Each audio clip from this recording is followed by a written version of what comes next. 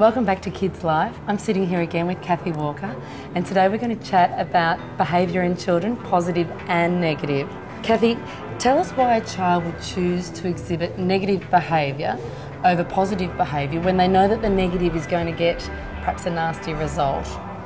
It's a really good question, and I guess the starting point there that I often say to parents is that all behaviour has some kind of meaning. It's very unlikely a 2 or a 3-year-old will wake up in the morning, lie in bed and think, yes, I'll choose to be bad at 10 o'clock this morning, or I'll choose to bite the baby. And so in a sense, children will have unconscious reasons for misbehaviour. They're not, unless we believe all children are born bad and evil or manipulative, which they're not, although I know it's tempting sometimes to think that they are. It's really about us as parents then thinking, okay, so what might that behaviour mean? And rather than perhaps label it as bad or good, to ask that question, I wonder why. I wonder why they're behaving that way.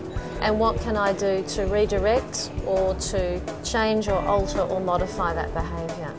Sure. So if a child, a toddler, they're prone to biting, hitting, pushing, and some behaviour is more acceptable than others. Absolutely. Even though it is all the same, caused from frustration or the inability to communicate what they want. We're in public, a child bites another child. What would you recommend to be the best way to deal with that? Out in the public domain, if your own child bites another, first of all, of course, it's very embarrassing and uncomfortable for the parent. So usually I say a number of things. One, always apologise to the child's parent and look after the child who's been bitten and be honest, I'm really sorry that's happened. With a young child though, usually a biter is a child under 2, and that may be frustration, teething, lack of language. There's usually a reason. And so the best thing to do is simply to say, I don't want you to do that again, and move the child away, to distract them, to redirect them. There's very little point in going down the path of I must punish this child because they've bitten, because at 2, the way they're thinking, the way they're processing, once it's happened, it's happened. You know those old ways of thinking about, oh, we'd better wash their mouth out with soap, or we'd better hit them to make them learn a lesson. With young children particularly, they're not thinking through the consequences of their reactions or their behaviour, they just do it spontaneously. So looking after the child who's been bitten, moving your child away, certainly being able to say, I'm not happy about that, it's not okay to bite, but that would be enough. You don't really need to then go through further punishment. Sure, because I do find it is difficult. I've had a child that was a very good child, that didn't bite or hit, maybe expressed his frustrations in different ways, and then another child who did bite and hit.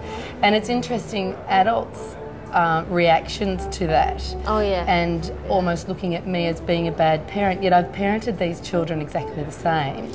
Yeah. So, although I am realising that I have to parent now one child a little bit differently to the other, is that allowed? Absolutely. I think that there's a lovely saying that in the name of equity, we can't always have sameness. And I think that's a really nice thing for parents to know. Each of our children have their own personalities, their different ages, they have a different sibling relationship with each other, they have a slightly different relationship between themselves and their parents. So I think recognising that whilst you may want to have a consistent set of values and principles and acceptable and non-acceptable behaviours that's accepted in the home, some of the strategies you use may have to be different depending on their age, their personality and the dynamic between them all. Sure, sure.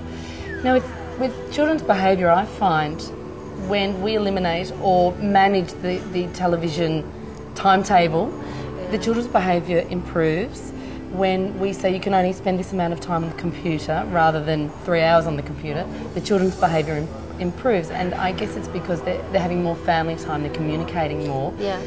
How do you suggest that we promote more family time within the home?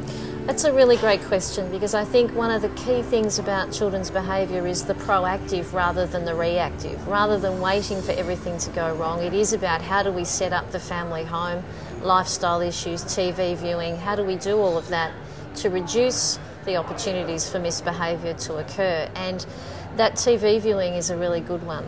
I'm very concerned that we've almost, in Australian homes now, we're all bunkered down in our own bedrooms, and every child and every adult has their own TV, their own computer, their own Game Boy. We don't ever have to come together anymore in a family room or a living room and fight over which TV show, or learn to wait for which TV show, or actually have no TV sometimes. And so I think, yeah, really being careful about bringing the family together. You know, one of the best ways to learn conflict resolution is through the ordinary argy-bargy of sibling rivalry. We often intervene too quickly in those kind of things as parents, letting children not kill each other, but letting children have that ordinary fighting, squabbling, saying it's not fair, I wish I could watch that TV show or whatever. That's ordinary life, and I think that's part of how children learn to behave. They sort out their own problems.